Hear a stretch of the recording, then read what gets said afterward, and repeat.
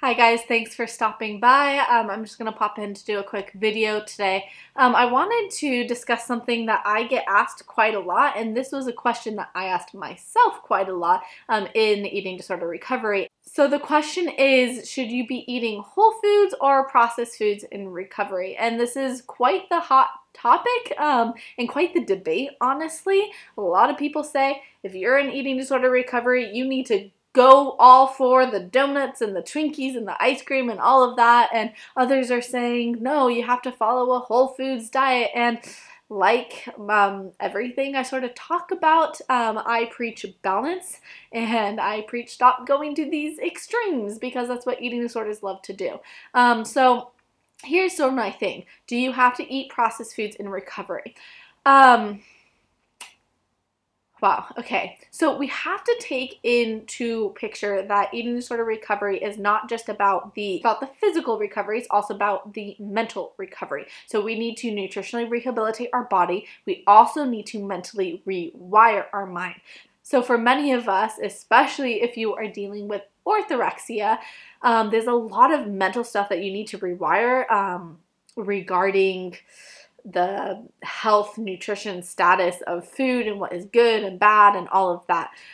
So I think it is very important to be able to get to the place where you can eat anything. Let me say that again, anything. Fried chicken, Twinkies, a donut, ice cream. Like, you need to get to that point where you can eat that without having guilt and without getting in like a panic attack from eating a donut, okay?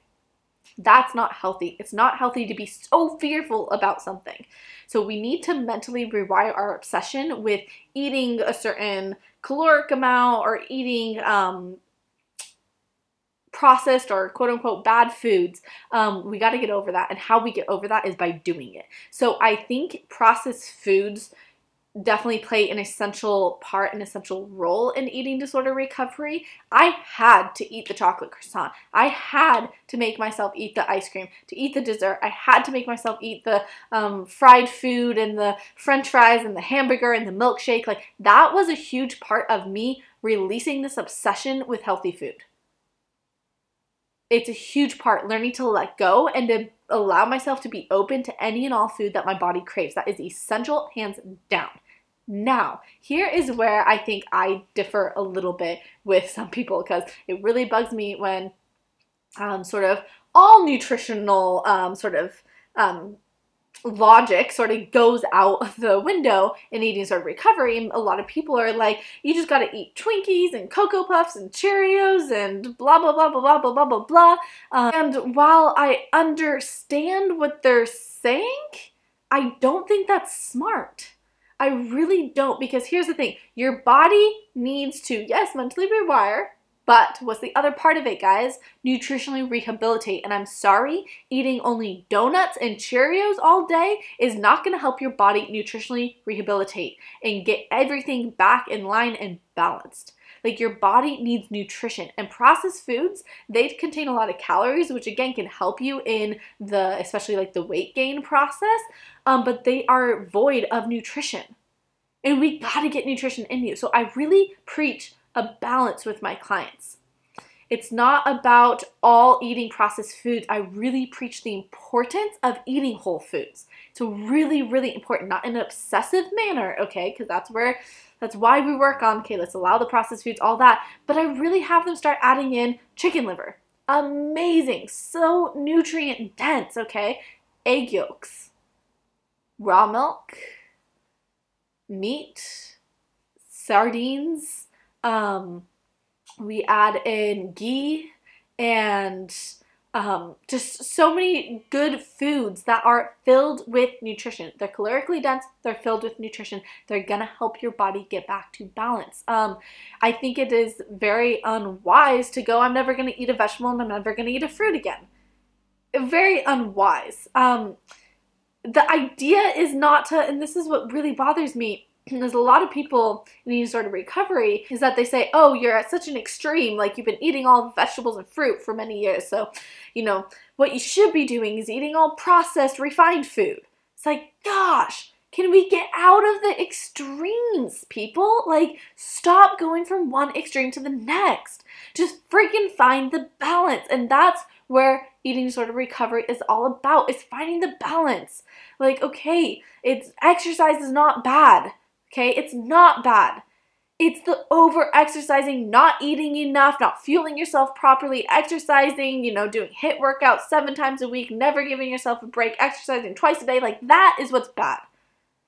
But if you sensibly exercise, if you exercise 3 to 4 times a week, you take rest days, you're adequately fueling before and after your workouts, like, exercise is good. It's healthy for you. Now, of course, I am talking about finding balance with exercise once someone has gone through the recovery process. In recovery, when you're struggling with over-exercising, under-fueling, and having a disordered relationship with exercise, of course, you need to completely take that out to redefine your relationship with it. But what I'm saying here is that for a healthy human being who doesn't have an abusive relationship with exercise, adding in exercise 3-4 times a week, structured exercise, can be very, very good and healthy.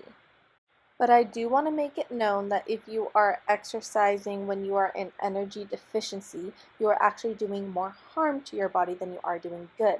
For example, you've probably heard of the benefits of weight training for building bone density. Well, if you do not have enough estrogen, which happens when you are in energy deficiency, hence why your period goes away, then you actually are breaking down bone more than you are building it up, and the exercise is actually progressing that deterioration further. So that's why it's super important that we make sure we get back into an energy balance. So it's all about finding that balance. How can I do this in a healthy, right way? And yes, there is a time, I do have to say, there is a time in eating disorder recovery where you need to completely, you got to take off the exercise. You got to completely take it off. You got to rewire your attachment to exercise, attachment with food and exercise and all of that. I'm not talking about that right now. But let's go back to the food. So we go like from one extreme to the next without saying like, how can I just be a sensible person who eats fruit, who eats veggies, who eats whole grains, who eats good quality, salmon and sardines and ghee and butter and egg yolks and all these things, and who can have a chocolate croissant for breakfast, and who can have ice cream after dinner. And I do want to say that like in the beginning, especially coming out of my vegan years, and I was like raw vegan for a little bit, so especially after that, I did eat a lot more processed food than like I do now. I think is really important. Again, that's the mental rewiring. Is really important for me to, no, I don't, it was really important for me to,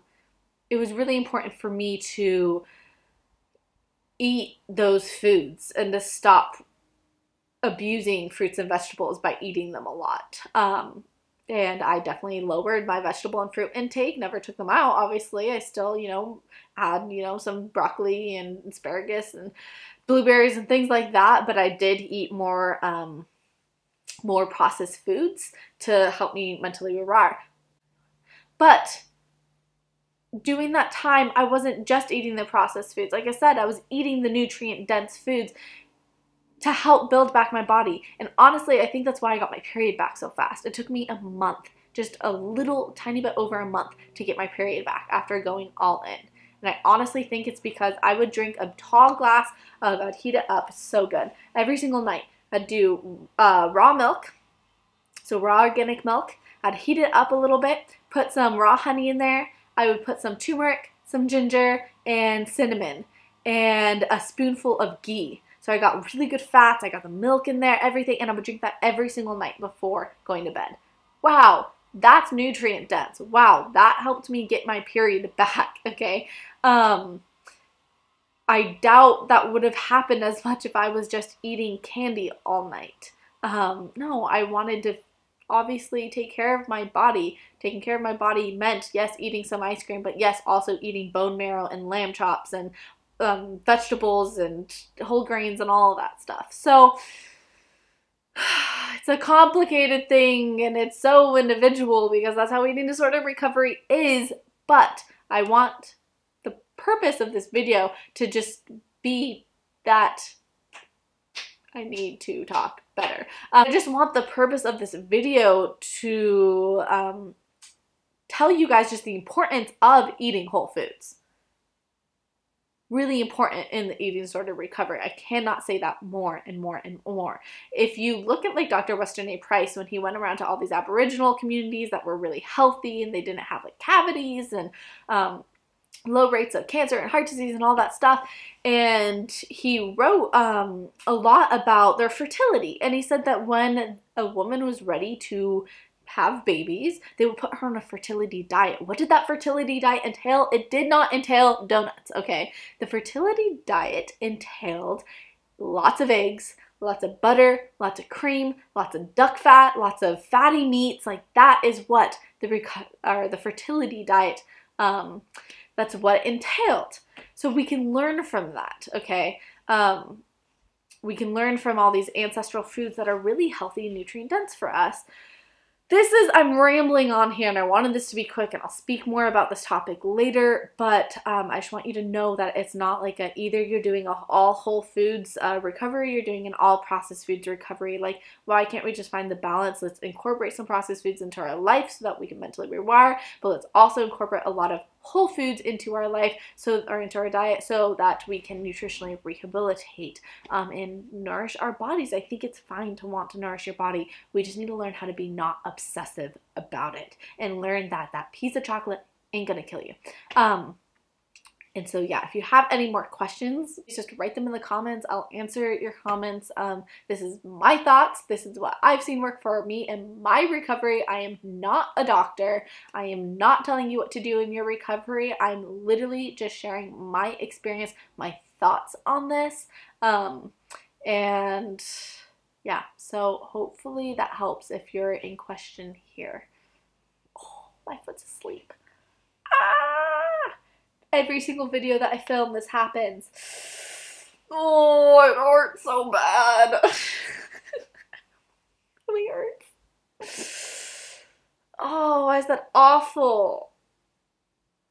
It hurts so bad. I can't even turn off the camera.